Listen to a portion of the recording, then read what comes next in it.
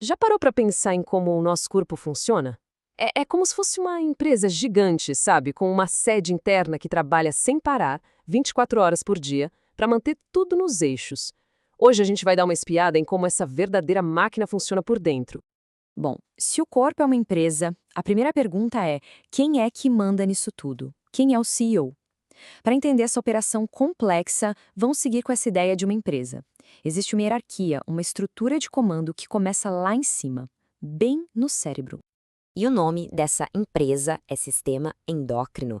E olha, ele não usa e-mail nem telefone, viu? A comunicação aqui é feita por mensageiros químicos. São os famosos hormônios, que viajam pelo sangue para dar ordens e garantir que cada parte do corpo faça o seu trabalho direitinho. Ok, toda empresa de sucesso precisa de uma liderança, certo? No nosso corpo, essa diretoria fica localizada bem no centro do cérebro.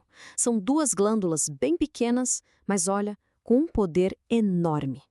A estrutura de comando é mais ou menos essa aqui. Pensa no hipotálamo como o grande CEO. Ele está de olho em tudo o que acontece no corpo e no ambiente ao redor. E ele dá a ordem inicial. Logo abaixo dele vem a hipófise, que funciona como uma gerente. Ela recebe as ordens do CEO e repassa as tarefas para os outros departamentos. É uma dupla em tanto. E como essa conversa acontece na prática, pensando no ciclo reprodutivo? Bem, o CEO, que é o hipotálamo, envia uma ordem, um hormônio chamado GNRH. Esse é o sinal para o gerente, a hipófise, entrar em ação. Aí ela responde liberando outros dois mensageiros para os ovários, o FSH, que vai estimular o crescimento dos folículos, e o LH, que depois vai acionar a ovulação. É o ponto de partida de tudo, todo santo mês. Mas claro, essa empresa é muito maior do que só a diretoria e a produção principal. Existem vários outros departamentos super especializados e cada um deles tem um papel fundamental para manter a operação toda rodando de forma equilibrada. Vamos começar pela gerente do turno da noite, a glândula pineal. Ela fica lá, bem no centro do cérebro, e a principal função dela é avisar a gente quando é hora de apagar as luzes e descansar. Basicamente, ela controla o nosso relógio biológico. E ela faz isso produzindo a melatonina, o famoso hormônio do sono. A produção começa assim que escurece. E o mais fascinante é de onde vem a matéria-prima. Tudo começa com o triptofano, um aminoácido que a gente consegue comendo, que primeiro vira serotonina e só depois se transforma em melatonina. Isso já mostra uma conexão direta entre o que a gente come, o nosso humor e a qualidade do nosso sono, né? Bom, saindo do turno da noite, vamos direto para a usina de energia da empresa, a tireoide. Pensa nela como o motor central de tudo. Essa glândula, que fica no pescoço, é que dita o ritmo de todo o metabolismo do corpo. E o impacto dela é gigante. A tireoide controla desde a velocidade do coração até a nossa temperatura. Aliás, uma temperatura basal, logo ao acordar, perto de 36,3 graus Celsius, costuma ser um bom sinal de que ela está trabalhando bem. E não para por aí. Ela também é essencial para a função cerebral, afetando memória, cognição, uma verdadeira maestrina do nosso metabolismo.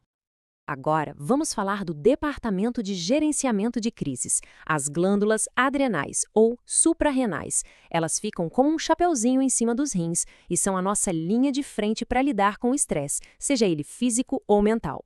Elas produzem o cortisol, o conhecido hormônio do estresse.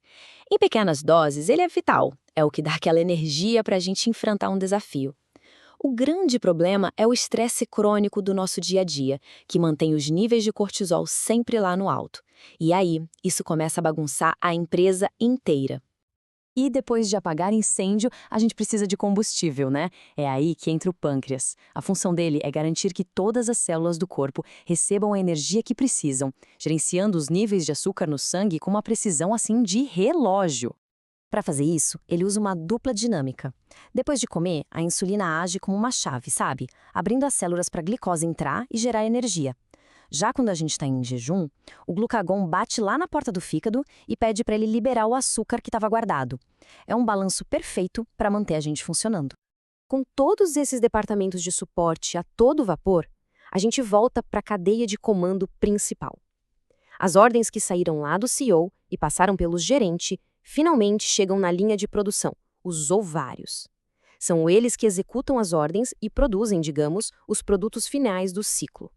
E aqui vem uma informação que talvez seja uma surpresa. A matéria-prima para produzir os principais hormônios femininos, como o estrogênio e a progesterona, é o colesterol. Isso mesmo, colesterol. O que só reforça a ideia de que consumir gorduras de boa qualidade na alimentação é essencial para a saúde hormonal. Esses dois hormônios trabalham em equipe, mas cada um tem a sua especialidade.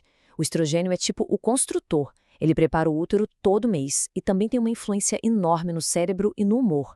Já a progesterona chega depois, com um efeito mais calmante, preparando o corpo para uma possível gestação e ajudando a gente a dormir melhor.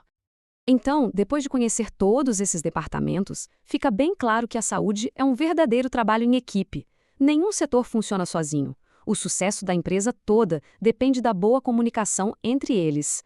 E esse é o ponto mais importante, o efeito dominó. Um problema em um setor acaba afetando todos os outros. Por exemplo, o estresse crônico sobrecarrega as adrenais. Aí o corpo prioriza a produção de cortisol e pode acabar roubando a matéria-prima que seria usada para produzir os hormônios sexuais. O resultado? O ciclo menstrual desregula, a tireoide pode ser afetada, tá tudo interligado. E a conexão mais profunda, talvez, seja com o cérebro. O cérebro feminino é lotado de receptores para o estrogênio, que funciona como um protetor natural. A progesterona, por outro lado, acalma. Então, as flutuações hormonais ao longo da vida impactam diretamente o jeito que a gente se sente, pensa e vive. E tudo isso nos leva a uma ideia central. O nosso corpo está o tempo todo se comunicando. Cansaço, mudança de humor, insônia, tudo isso são sinais, é comunicação. Aprender a ouvir e a decifrar essa linguagem é o primeiro passo para ter uma vida mais saudável. Então, para fechar, fica a reflexão. Como será que anda a comunicação dentro dessa nossa empresa interna? Entender como essa rede toda funciona não é só interessante, é o primeiro passo para a gente se tornar o melhor gestor da nossa própria saúde. Espero que essa análise tenha ajudado a clarear as coisas.